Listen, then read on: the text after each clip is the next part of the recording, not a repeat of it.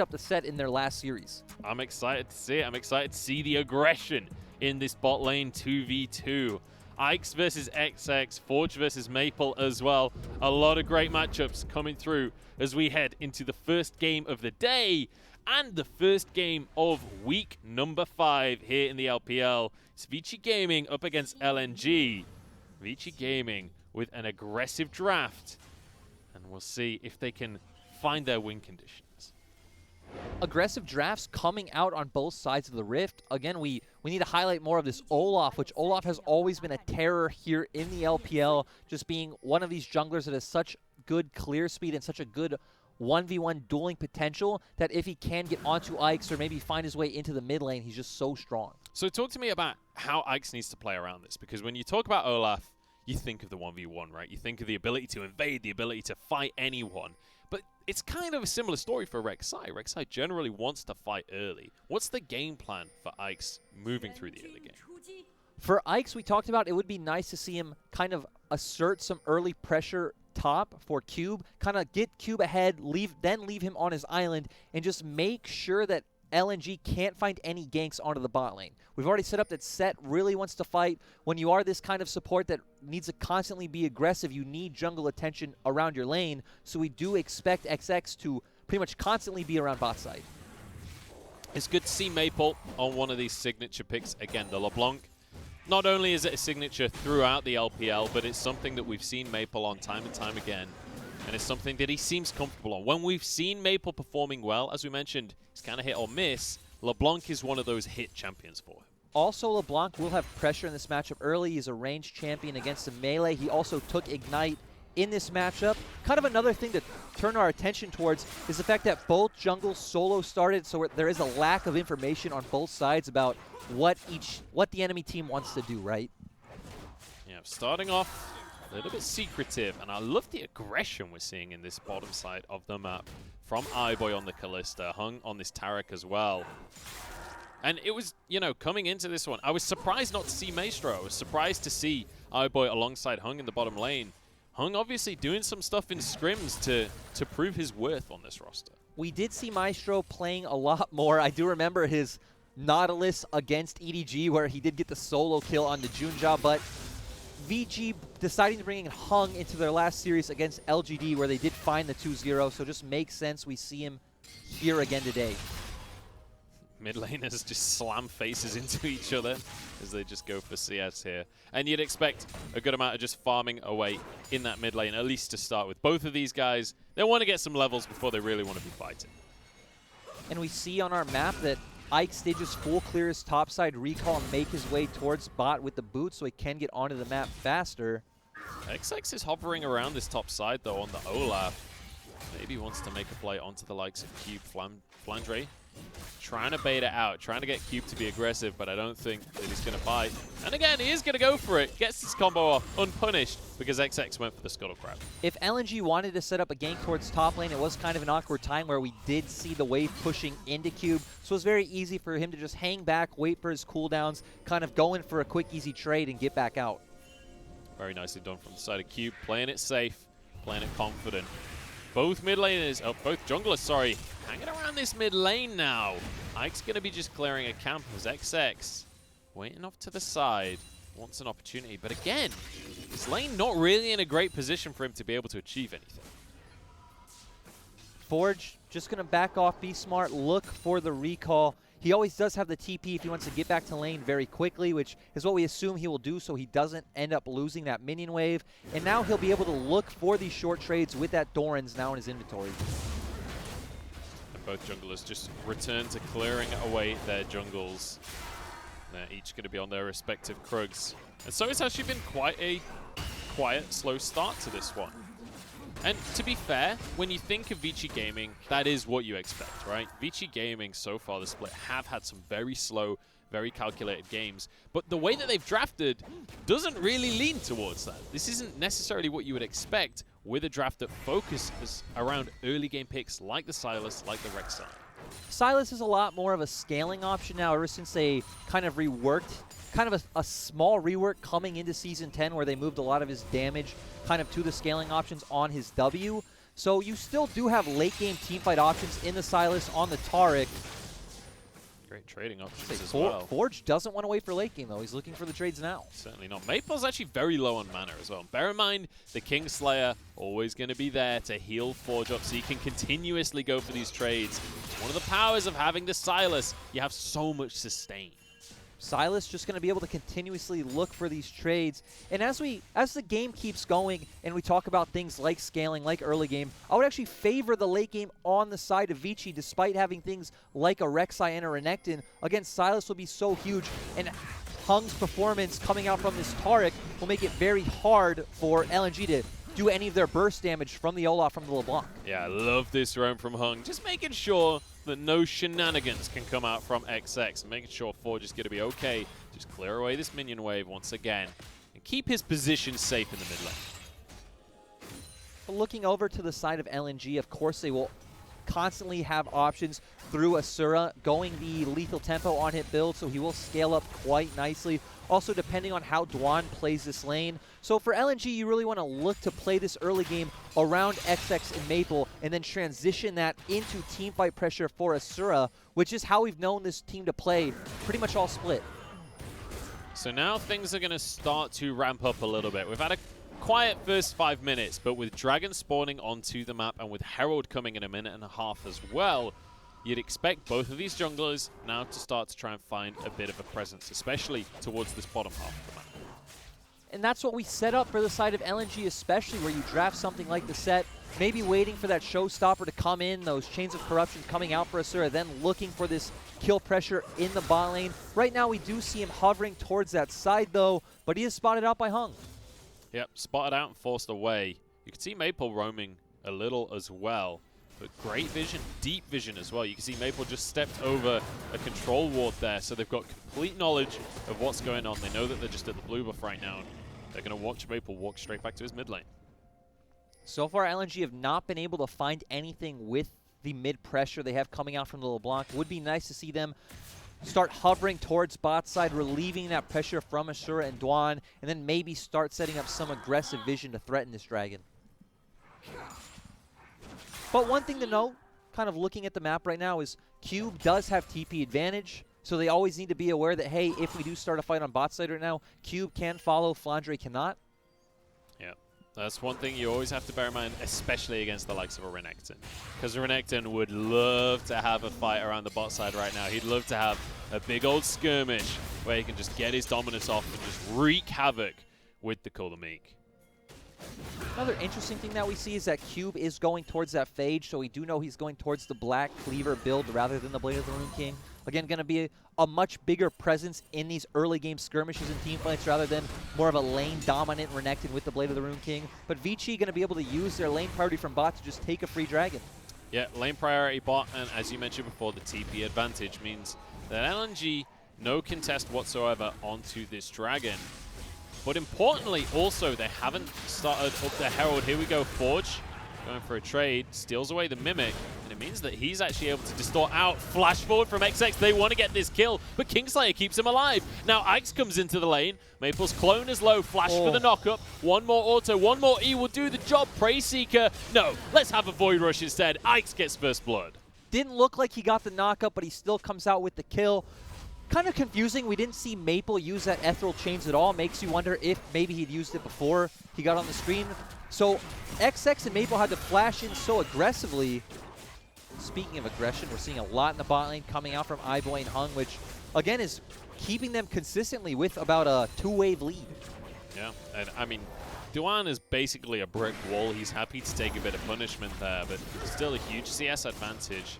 But despite all of the action in the mid lane, it's actually XX that's the first one to get onto the Herald here. Which is extremely risky when we see that Hung has recalled in the bot lane. Of course, Forge didn't have to recall. They won the 2v2 in mid, so Maple's going to be behind on this rotation, but it does look like VG should be able to contest. Hung is already here. Yeah, Hung was there. Ike's had arrived as well, and XX decides maybe this isn't the best idea after all. He's going to jump back over, but it is warded. Okay, he spotted it with the scrying bloom, so going to be able to clear the vision, and he's just going to start the Herald straight back up again. with Dwan moving over himself, we saw Forge hadn't reset yet, so they did have a slight tempo advantage coming into that play, but with Dwan moving up, with Maple, of course, coming off base since he died, did make it way too dangerous for Vici to actually try to contest. So nice play from LNG, understanding that Forge had to go back to the base. They take that small window of opportunity, find themselves a Herald. It was one tower plate in the bottom lane, going the way of iBoy. But one tower plate does not answer a correctly placed Herald. You still feel fine if you're the side of VG because you're still getting these turret plates onto iBoy. So realistically, if you are LNG, you drop that Herald, you know, around mid, around bot lane, you're going to get 2 or 3 turret plates onto someone like Asura or Maple. It should even out the trade in the long run. Yeah, 20 CS lead as well in that bottom side of the map. And Cube not really been able to put much pressure onto this Mordekaiser up in the top lane. So one of the things that you pick the Renekton for is dominance in lane, but we're not really seeing that so far. FLICKR just having a lot of options in these short trades, especially with his passive and being able to get that shield and heal up consistently. We also did see Ike spend a lot of time around the bottom side of the map, as we see they do have the dragon. So it just made it really hard for Cube to actually be able to assert any lane dominance against FLICKR.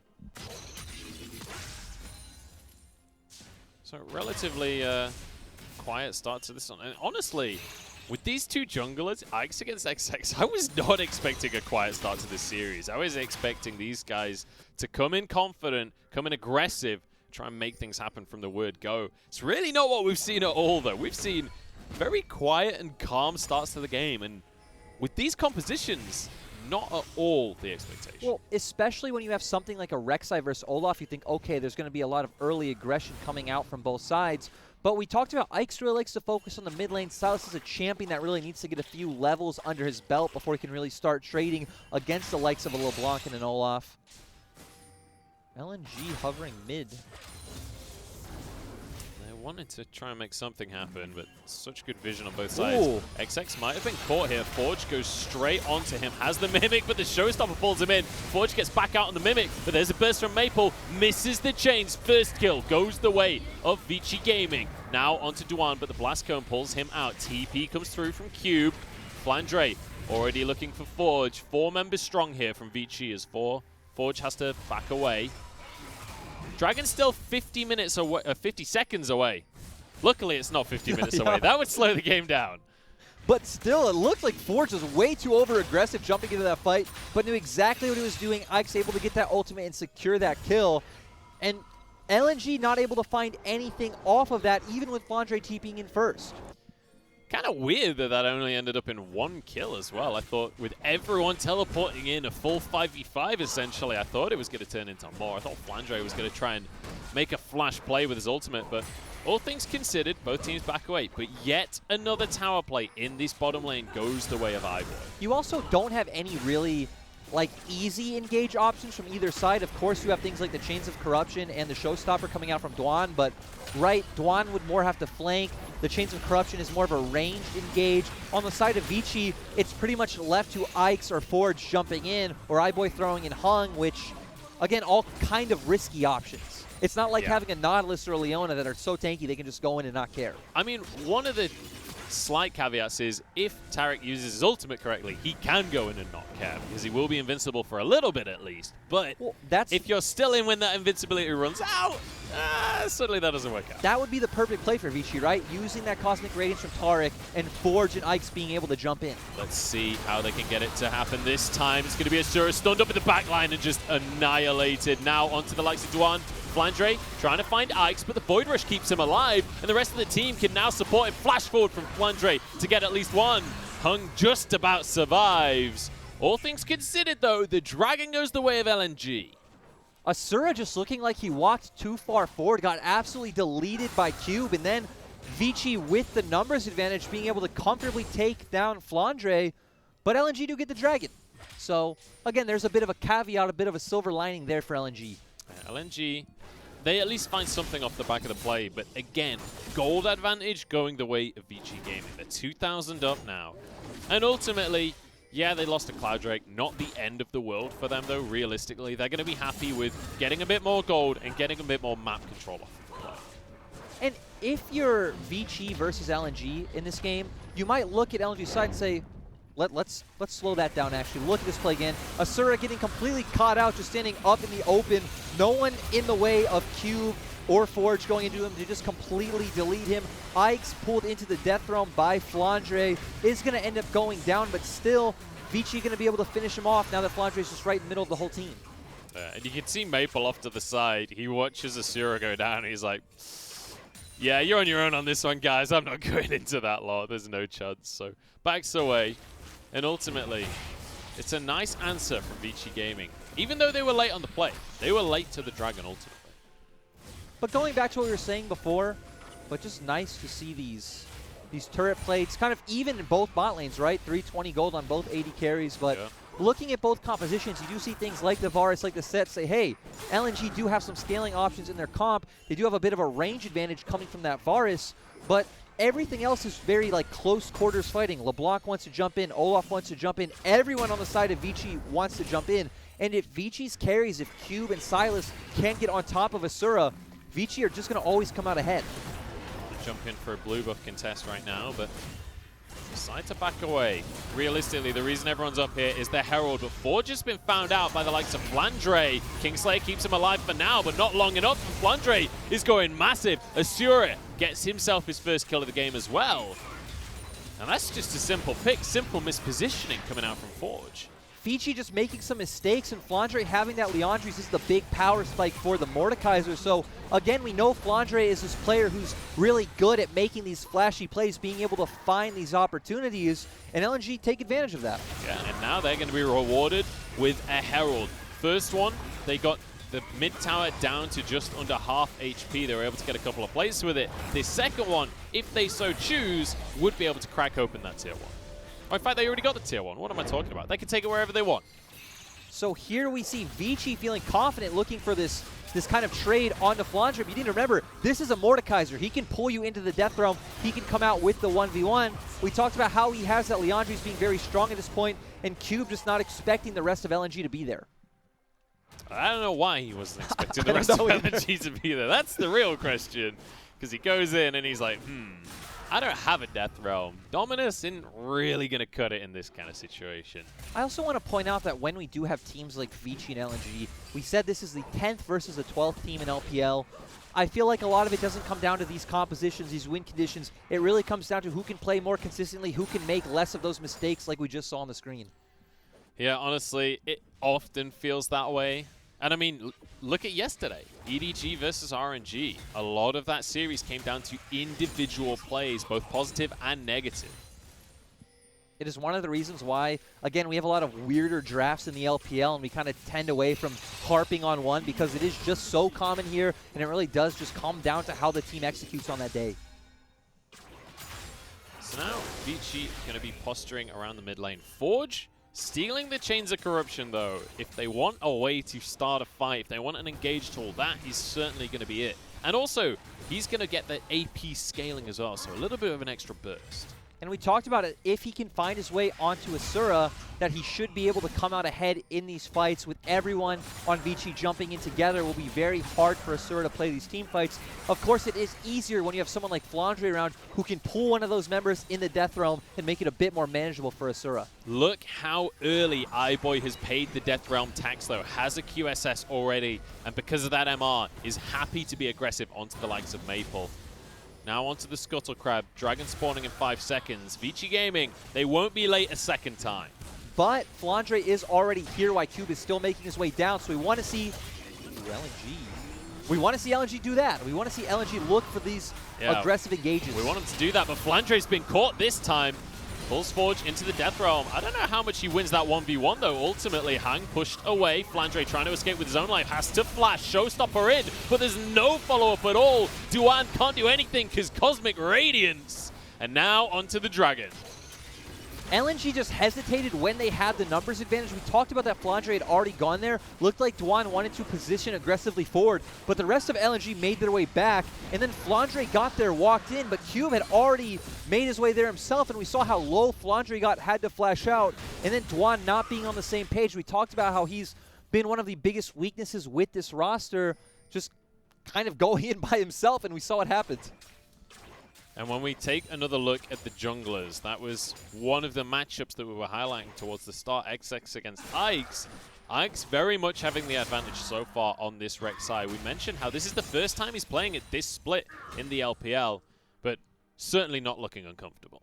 Has looked pretty good. Wasn't able to find any of those early game options, which we would have liked to see. But we talked about one of the big problems with Rek'Sai has always been that once you go in, there is no coming out. But when you add something like a Taric, give him those defensive options, he has a lot more kind of room to play with. And also, when you add him into a draft like this that also all wants to go in, suddenly he's not so lonely when he's in the middle of that team fight. Exactly. So LNG just have so many things that they need to focus on. Moving our attention over back to FLICKR, he is going for that Proto Belt, so it is going to be a lot more about pulling someone into the Death Realm and then being able to get right on top of them. See if he can find the 1v1 that he wants. Cube not going to be going for any kind of QSS shenanigans. He's quite happy to take that 1v1. He's going to be here to defend against the Herald. But obviously, he's not going to be able to achieve too much, which is a bit of a shame for LNG. They had such a great tempo play to get that Herald in the first place, but they've kind of lost control of the map since then and not found an opportunity to really use it. Now we do see both teams setting up.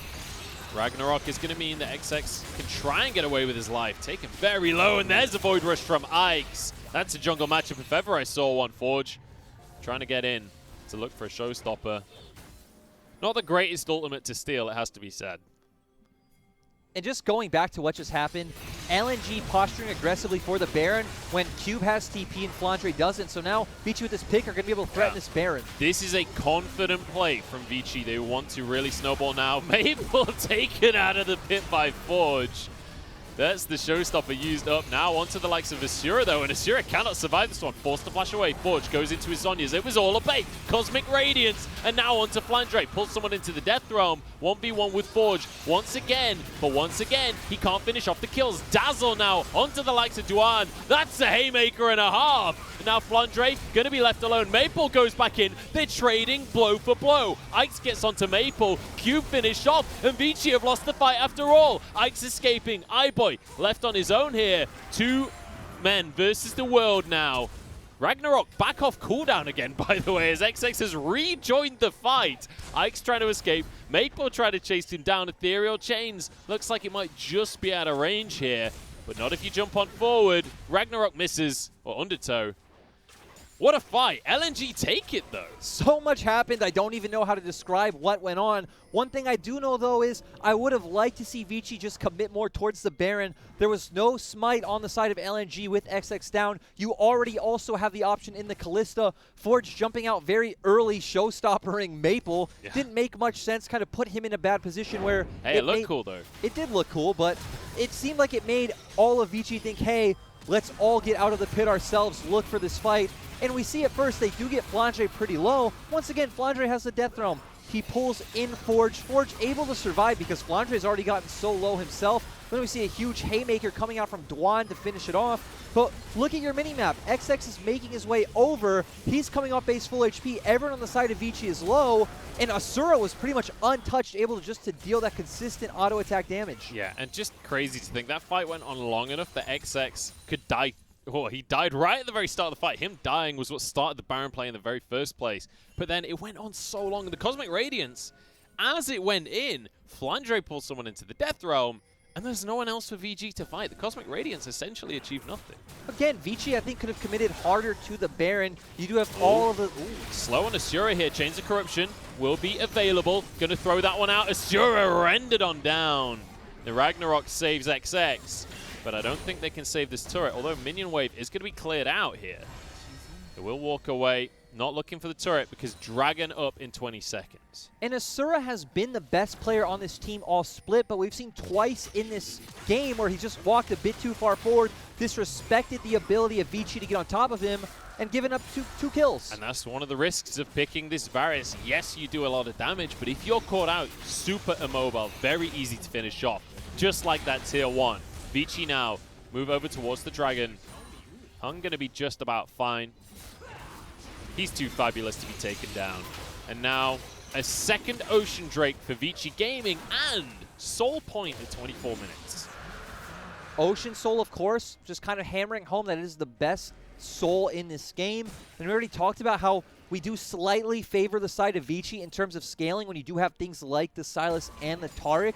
So it feels like it's getting much harder for LNG to find these opportunities to come back into this game, but it is only a 3K gold lead. Yeah. And again, we've seen many times if FLICKR can find a good Death Realm onto a priority target, there is still a way for LNG to pull out the win. Yeah, in terms of scaling, I have to agree, LNG going to be the ones in the lead. Oh, sorry, Vici going to be the ones in the lead there. But when it comes to coordination, when you look at that fight that we saw around the Baron Pit, LNG were running circles around Vici Gaming. Vici couldn't get onto any individual target. Maple jumping in and out of the fight. Duan finishing off Forge with the Haymaker. Feels like LNG are playing mechanically better. And you can't look at scaling in like a vacuum of, well, just these champions do more damage late game. It's how does the play pattern interact with each other? How do their kits interact? And we saw that it's just so easy for Vici to get on top of LNG. That's what makes us favorite. But in terms of just raw damage, when you have things like this Varus and like the set especially, you are doing a ton of damage in these fights. Now, I've been talking about LNG, how they have been mechanically playing better today. And I think that is a reasonable statement to make. But one of the criticisms from LNG coming through the split so far is sometimes they can lack patience on the play. And in this kind of composition against a gold lead, against potentially an Ocean Soul later on, they're going to need to be patient and find that opportunity. We've just seen LNG make a lot of individual missteps. We'll see when it gets to mid and late game, Duan will go for Vision all by himself into Fog of War and get caught out. We saw in E-Star Game 3, Maple on the Corki. The game was super close. He just Valkyries into the whole team by himself, got picked off, led to E-Star winning that series. It was a very real possibility that LNG could have taken down E-Star if that didn't happen. Yeah, Maple doing his very best last impression with the Valkyrie that loses the game. But this game, he's done all right? He's sitting 1-1-4 on the LeBlanc. He is looking for options to jump in and find this burst. It's just very hard when you have so much sustain on the side of Vici. See if the sustain is going to be enough for Vici. This Kalista for iBoy looking pretty good right now. Already has the Hurricane, got the QSS as we mentioned before. But now, he's also got the makings of a Bloodthirster. He won't be too far away from finishing that item off on his next recall. And all of LNG's damage is pretty much, not all of it, but a lot of it is burst. LeBlanc, Olaf, the set, a lot of burst damage. Generally sustained DPS coming out from Asura. If iBoy can survive the rotations coming out from LeBlanc and Olaf, he's in a pretty good position for these fights. Asura's been struggling, though. Asura's been consistently getting caught out by Forge here so far. If Forge can continue to do a great job of that, but we do have a bit of a bait set up here. Baron on the map, and LNG in full vision control. But Vici making the right play. You don't have any vision in the river. Just turn towards the mid lane, push out that wave, and make LNG reveal themselves. Force them to contest, because if not, you just run towards that tier 2 and look for a tower instead. But again, LNG just return into the shadows here, looking for a chain onto Hung. And he's going to be okay. Threatening the stun onto XX if he commits to the play, and just posturing around this mid lane right now. Neither team confident enough to go for the fight.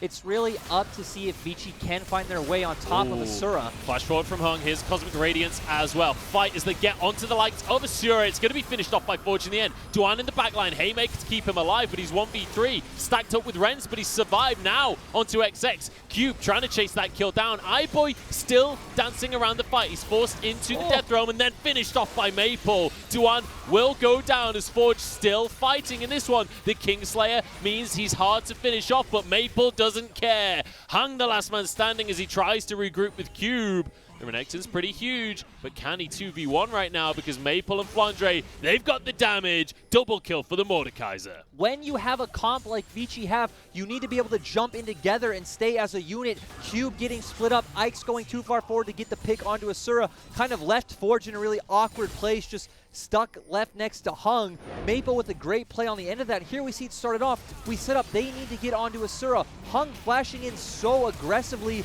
Ike's now going in, they do find the pick, but keep your eyes on the members of Vici. Now Cube and Ike's heading up while iBoy's playing around Duan on this bot side. Ike's gets deleted by XX. Forge left trapped over the wall because he got pulled into the death realm by Flandre, and now Cube heads up, leaving these other members by themselves, and Maple doing such a great job just to wait in the wings to find this damage onto iBoy. And the whole of Vici there getting baited out by the likes of Duan. Great stopwatch from him. And with the Zhonya's coming out from Flandre, the Death Realm, the stopwatch from Duan, it's so hard to get onto LNG. They're going to find themselves an Ocean Drake. Showstopper comes in from Duan. Ike's pulled into the Death Realm and should be finished off by Flandre here. Voidrush to keep himself alive for now as Forge now looks for a Death Realm onto Asura. 1v1, but Asura wins it. And this is looking bad for Vici Gaming as they are falling apart. Hang will fall, Cube the last man, and he's taken out by Asura. Vici being so impatient, they had to make a decision. Do we go for the steal or do we look for the fight?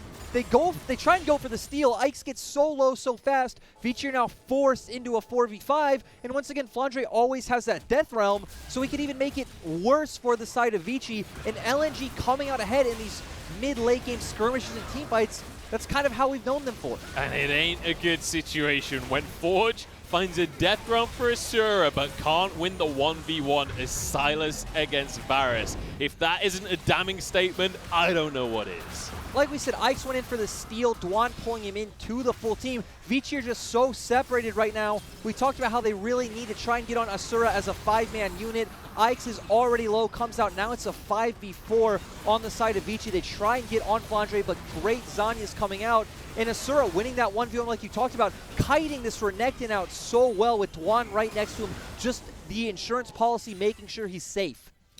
Asura playing so well on this later stages Varus. And Asura has very much been one of the staple members for the side of LNG. He's one of the longest standing members on this squad. And looking like it as well alongside Duan. And he's just always looked good, coming in last year looking great, and this year's probably been his breakout split. We actually see him first in 80 carries for kill participation at 79%, second in damage only behind Huanfeng. So he's just been having a really great start to the year, even with his team struggling. And with them being the longest standing members, they're also two of the more creative members on this squad as well. You see Duan bringing out the set support. I think this is the 4th time he's played. No, this is the 3rd time he's played it so far this split. But we've seen Asura, one of the early adopters of the Kai'Sa as well. I love to see this variance that we get to spectate from LNG. We talked about how LNG have always been a creative team. They did pull out the Malphite Poppy combo against BLG. We talked about the Camille strat that they pulled out against OMG. So they have a very creative coaching staff and very cerebral players that are willing to just kind of pull out what champions they feel like suit the situation. They're not limited by anything like the meta. Yeah, and they don't come into the game with a static plan either. You don't look at LNG and say, oh, they'll go for the 5-minute bot dive every single time, because they won't. It depends on their draft, which it's kind of rare in the LPL. XX is very kind of good at playing around which of his lanes are strong. We don't see him consistently playing on one side. Forge making really aggressive plays. And again, it's really up to Vici in this situation, just kind of turning back to the game, to get on top of LNG and find a favorable fight that can get them back to Soul Point. Well, they are at Soul Point, but getting that soul. I mean, you're on the money right there, Lyric. 2 minutes away from that soul coming onto the map. But honestly, I don't know. Vici Gaming, they don't look like they're going to be in a position to look for a soul unless they can somehow find a fight. They're doing a decent job of holding on against the siege coming out from LNG. This will be the last wave that they get under the Baron buff. 15 seconds remain. Oh no, iBoy, this is not the time to get caught out. Mid lane inhibitor will fall here. LNG have 2 options. Try and force the end of the game or retreat for the Dragon. Looks like they want to try and end things right here and now. Cosmic Radiance still available. 1 tower standing. In they go. Showstopper from Duan. Health bar still good for Vici Gaming, but Flandre goes gold and keeps himself alive. It's going to be Forge dropping, and that might just be the end of the game. That's both carries out of the fight.